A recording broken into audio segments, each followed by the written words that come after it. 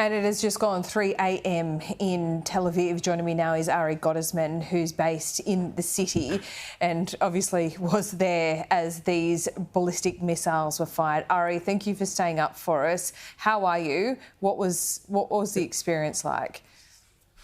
Thank you so much, Laura, for having us and for taking time to tell the story about what's really happening here. You know, I just saw your Prime Minister talking about de-escalation. And well, it's something that really needs to be changed in terms of the lexicon of the West. Iran and its proxies have been escalating for, decades against the West. And Israel is just the first target. You know, they have a saying, we come first for the Saturday people and then we come for the Sunday people. Like what they're doing to us, they're going to do to you if we don't stop them. And we wish that the West would just allow us to go in and finish the job. Israel's economy has been suffering now for 11 months. We've been under attack nonstop. It's time for the Iranian economy to pay a price, and it's time for the pinch to be felt at the head of the octopus after we've been busy over the past few months cutting off Hamas. Now we're cutting off Hezbollah.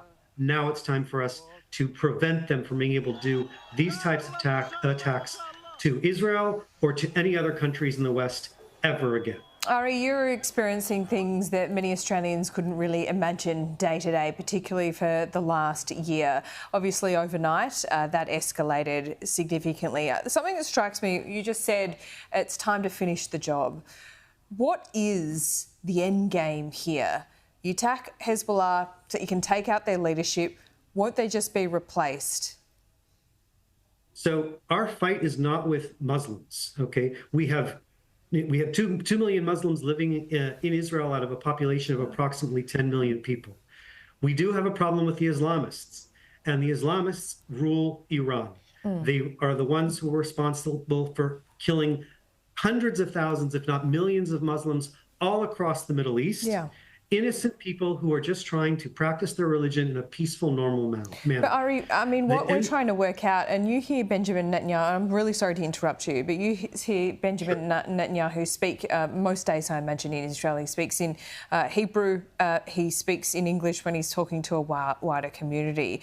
What does the end game look like here? Is it, taking over Lebanon? Is it completely neutralising Iran? I think people are struggling to see how this ends. So I think what Israel wants and what leadership wants, what the Israeli people want, is we want to return Lebanon to the Lebanese. We want the Lebanese, Lebanon used to be the jewel of the Middle East, the Paris of the Middle East.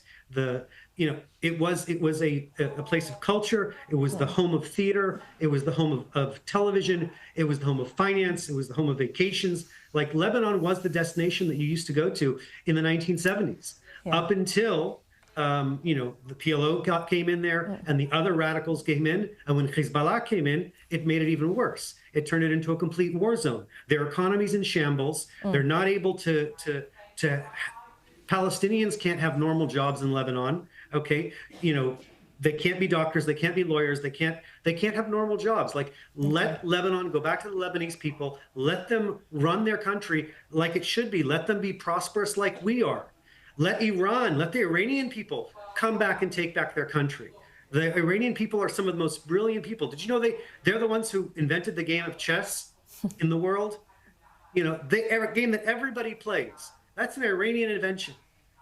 Wouldn't it be time to let the Iranians take back their country from the radicals? Women used to be highly educated in Iran. Yeah. They used to walk down the streets freely, smiling, enjoying life. You didn't have to be worried that people were going to come and hit you over the head with a stick because maybe you had too much hair showing on your head. Now, for those women that want to cover their hair because they feel it's their religious obligation, tfadal, enjoy, go ahead, please, by all means, if that's your choice. Yeah. But it shouldn't be something that's forced on women, not in the West and not in Iran or anywhere else.